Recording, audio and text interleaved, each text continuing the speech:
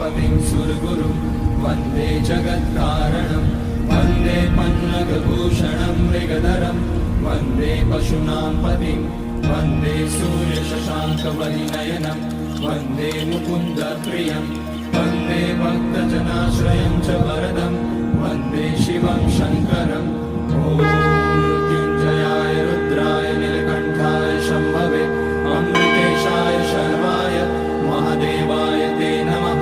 नमस्तेऽस्तु भगवन् विश्वेश्वराय महादेवाय त्र्यम्बकाय त्रिपुरान्तकाय त्रिकाग्निकालाय कालाग्निरुद्राय नीलकण्ठाय मृत्युञ्जयाय सर्वेश्वराय सदाशिवाय श्रीमान् महादेवाय नमः। ॐ नमः शम्भवाय च मयोभवाय च नमः शङ्कराय च मयस्कराय